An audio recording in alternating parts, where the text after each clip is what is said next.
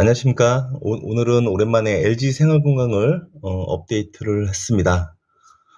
지난번에, 그러니까 올해 3월에 정리할 때도 66만 원이었던 주가가 지금 30만 원까지 내려왔고요. 최근에 반등은 하고 있지만 아직은 추세 회복은 못된 상태인 것 같습니다. 어떤 상태인지 한번 오랜만에 정리를 해봤습니다. 먼저 사업 내용부터 정리를 하겠습니다. LG생활은 화장품, 생활용품, 음료 등을 제조, 판매, 유통하는 회사입니다. 크게 사업부는 3개로 나눠지고요. 뷰티, HDB, 홈케어 앤드 데일리 뷰티, 그 다음에 리프레쉬 사업으로 나눠집니다. 당사 사업의 특징은 여름에는 음료가, 건조한 겨울에는 화장품이 성수기라고 합니다. 또 생활용품은 내수주의를 바탕으로 안정적이고요. 그다음에 러셔리 뷰티 브랜드와 데일리 뷰티 브랜드는 해외 시장을 공략하는데 그동안 성장의 앞에 서 있었던 사업입니다. 매출 비중은 뷰티 사업부가 41%, 그다음에 생활용품인 HDB가 32%, 음료 쪽이 26% 차지하고 있고요. 하나씩 보겠습니다. 부문별 사업부 중에서 뷰티 사업 부분입니다. 이 중에서 제품 브랜드로 보면 역시 더후가 압도적으로 높은 비중을 차지하고 있습니다. 대표적으로 이쪽에서는 일단 3분기 실적이 굉장히 부진하게 나왔고요. 아무래도 중국 경기 침체가 주요 원인이라고 합니다. 그리고 또 새로운 리블랜딩 활동으로 청기단이라는 제품을 리뉴얼하고 있고요. 더후 라인에 앞에서 말했지만 55%를 차지하고 있는 뷰티 사업에서 가장 큰 사업을 하고 있는 비중이 큰 사업이고요. 중국 시장을 다시 한번 공략하려고 하는 것으로 보입니다. 다음에 HDB 생활용품 사업 부분입니다. 이 중에서 보시면 페리오, 치약이죠. 엘라스틴, 제가 정확히 모르면 샴푸인 걸로 알고 있고, 샤프라는 아마 섬유 세제, 유연제로 알고 있는데 이런 제품들이 골고루 사업을 차지하고 있습니다. 다음에 리프레시 쪽은 음료수 쪽이고요. 대표적으로 코카콜라가 핵심 사업 부분입니다. 매출이익, 자본 배당 보겠습니다. 당사 최근 10년간 매출을 보면 일단 2011년부터 2021년까지는 거의 멈추지 않는 성장을 이어왔고요. 하지만 2022년, 23년에 꺾이는 모습이 나왔습니다. 물론 내년도에는 예상치는 올해보다는 나아질 것으로 기대를 하고 있지만 이건 단지 기대일 뿐이고 실제 가봐야 알겠죠. 그래서 어쨌든 2년간 역성장을 보이면서 주가도 많이 내렸습니다. 주가는 영업이익과 좀 더 상관관계가 높은데요. 영업이익도 2018년부터 2021년까지 1조 원대가 넘는 이익을 냈지만 지금 현재 영업이익은 4천억대까지 떨어지면서 올해 예상 수익이 4천억까지 떨어지면서 거의 10년 전 수준으로 돌아간 상황입니다. 2013년하고 14년도 영업이익이 4천억일 때 주가는 약 50만 원대였습니다. 지금 주가는 그 이하인 30만 원대까지 내려왔다는 것은 이때보다 더 나빠질 것으로 우려된다는 시장에 반영됐다고 볼 수 있고요. 그래서 3분기 보고서상 실적을 보면 매출액 1조 7,460억에 영업이익은 1,284억, 분기순이익은 912억이 나왔습니다. 전년 동기 대비 매출은 6.5%, 영업이익은 32%로 줄었고요. 누적 영업이익은 4,322억으로 역시 전년 동기 대비 25% 감소한 상황입니다. 실적 부진과 관련돼서 중국 얘기가 가장 많은데요. 근데 전체적으로 이 회사 지금 국내 비중이 75%, 그 다음에 해외 비중이 25%인데 그 중에서도 중국 비중이 8%로 전체 매출에서 중국 비중은 8%입니다. 굉장히 낮아진 것으로 보이는데요. 만약 중국이 문제라고 하면 사실 더 나빠질 것도 없어 보입니다. 4분기 실적 전망 및 PER 보겠습니다. 4분기는 1조 7천억에 666억, 67억 정도 예상을 하고 있고요. 매출액보다 영업이익이 일단 작년보다 한 50% 이상 또 감소할 것으로 우려가 됩니다. PER은 올해 예상 단기순이 2,930억 기준으로는 18배, 내년도 3,500까지 나오면 약 15배 정도 예상이 되고요. 기본적으로 굉장히 어렵다고 하지만 이익은 과거만큼 많이 나오진 않지만 어느 정도 안정적으로 나오고 있는 것은 앞에서 얘기했던 홈케어 비중, 생활용품 비중이 또 국내 시장 비중이 있기 때문에 그런 것 같습니다. 재무상태표와 PBR입니다. 현금 9천억에 유동자산은 2조 6천억이고요. 비유동자산 4조 9천억, 부채는 1조 9천억에 자기자본은 5조 6천억입니다. PBR은 한 배 밑으로 드디어 내려갔고요. 부채 비율은 34%로 매우 낮은 편입니다. 이 회사가 과거 중국 화장품 한참 뜰 때 PBR이 5배, 6배까지 올라간 걸로도 기억을 하는데 굉장히 낮아진 것으로 이제 프리미엄은 완전히 해소된 것으로 보입니다. 배당입니다. 최근 3년간 평균 배당금은 9,000원이었고요. 시가 배당 순위가 2.6%. 최근에 4,000원 기준으로는 약 1.16%입니다. 당사의 배당 정책 보면은 연결 단기 순이익, 물론 이제 지배기업 소유주 지분 기준이기 때문에 하지만 단순하게 연결 단기 순이익 기준으로 보면 25%를 배당한다고 했으니까 올해 단기 순이익 예상치가 2,930억이고요. 이 중에 25% 수주면 약 700억대 배당이 예상되고 주식수로 나누면 약 4,690원 올해 배당이 예상이 됩니다. 주가 보겠습니다. 현재 주가 34만 5천원이고요.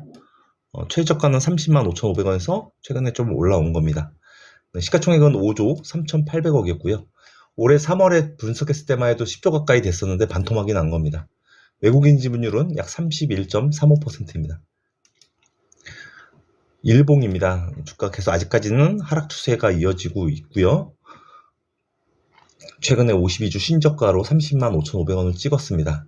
요 장대 음봉 나온 게 실적 발표와 함께 주가가 한 번 더 크게 내렸던 모습이고요.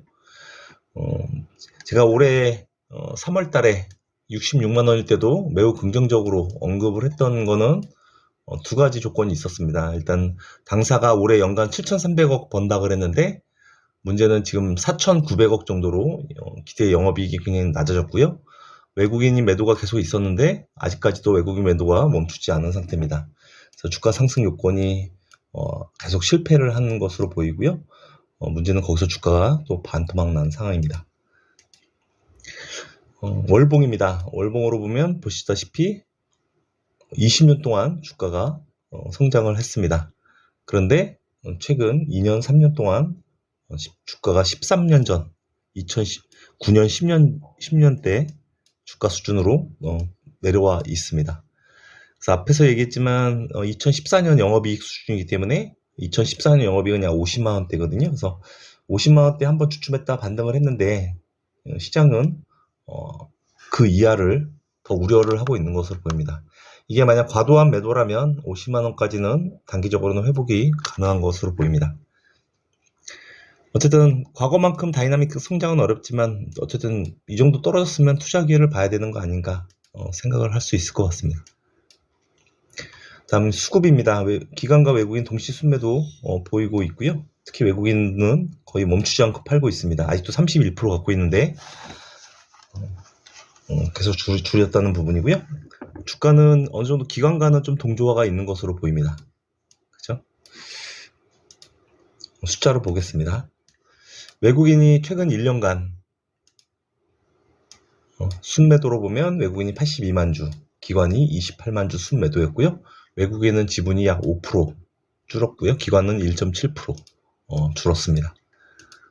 증권사 리포트 보겠습니다.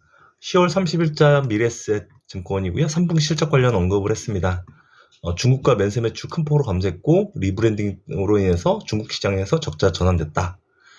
매출은 하락하고 있고 구조조정에다가 마케팅으로 비용이 증가하고 있어서 문제가 있고 특히 매출 하락, 우리가 보통 탑라인이라 부르죠.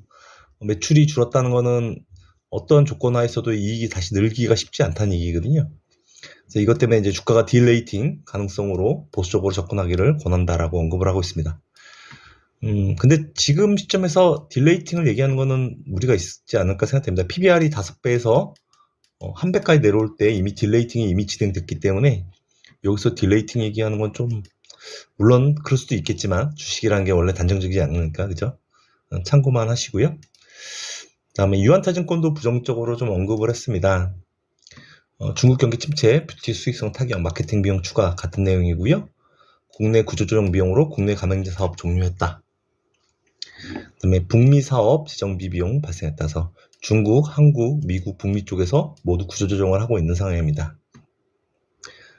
특히 4분기부터는 또 중국 시장에서 오프라인 매장도 정리를 하고 있어서 그에 따른 비용이 발생할 것으로 보이고요.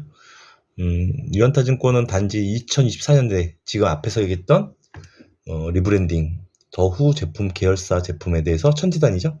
그런 거에 리브랜딩이 성과가 향후에 주가의 방향성을 좌우할 것이다 라고 얘기를 하고 있습니다. 아마 하나증권에서도 비슷한 얘기입니다. 중국항 매출 두 자릿수로 감소했고 후 브랜드 투자는 확대하고 있다. 국내 가맹점 철수하고 있고 미국 구조조정에 따른 비용이 발생한다. 4분기도 어렵다. 중국 마케팅 계속 하고 있고 매장 철수하고 있고 또 캐나다 쪽도 오프라인 구조조정하고 있다. 얘기입니다. 그래서 전체적으로 보면 마케팅 구조조정에 따른 비용 발생으로 실적이 악화되고 있고 또 그에 따라서 지금 또 후 브랜드 쪽에 투자, 리브랜딩 어떤 투자로 인해서 비용은 발생하지만 거기에 대한 기대감도 좀 남아있는 것 같습니다. 종목 뉴스도 비슷합니다. 데일리한 뉴스에서 지난달 화장품 가맹사업 완전 철수, 더 페이시암 네이처 컬렉션 등 아시겠지만 온라인 판매가 늘어나고 있고 올리브영 등 복합화 매장들이 활성화되면서 개별 매장들이 힘을 못 쓰는 것 같습니다. 일요신문에서는 M&A 했던 더 크램샵, 보잉카, 비바, 웨이브 이게 일본, 북미 쪽에 있는 화장품 관련 업체들인 것 같습니다. 이쪽이 좀 신통치 못하다라는 얘기를 하고 있고요. 중국 쪽에 대한 리브랜딩 사업도 강조를 하고 있습니다.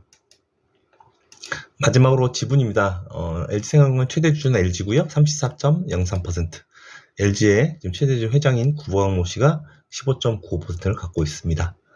여기까지 정리가 되고요. 마지막으로 요약을 해보면 LG생활금은 어쨌든 화장품, 그 다음에 샴푸, 치약, 바디로션, 그 다음에 코카콜라 등 사업을 하고 있습니다. 2021년까지 중국 시장에서 럭셔리 화장품 제품 등을 바탕으로 성장을 멈추지 않게 보였지만 코로나19, 중국 봉쇄, 미중 갈등, 중국 경기 침체 등으로 성장세가 꺾였고요. 작년 올해 매출과 이익이 감소했습니다. 주가도 21년도에 178만원에서 30만원까지 내려왔고요. 지금 LG생활금은 중국, 한국, 북미 쪽에서 오프라인 매장을 줄이는 구조조정을 하고 있고 후 계열의 천지당 리뉴얼 등 마케팅을 하면서 대처를 하고 있습니다. 어쨌든 단기적으로는 구조조정 마케팅에 따른 비용이 증가해서 실적 회복이 늦어질 것으로 보입니다. 하지만 긍정적으로 보면 PBR은 1배 이하로 내려왔고 PBR도 15배 수준으로 안정적으로 나오는 전체적인 사업 구조를 갖고 있고 부채도 높지 않습니다. 그래서 주가는 충분히 싸진 것으로 보이고요. 중국 시장 매출 비중도 전체 매출의 약 8%로 사실은 더 나빠질 것도 없어 보입니다. 오늘은 여기까지 하겠습니다. 감사합니다.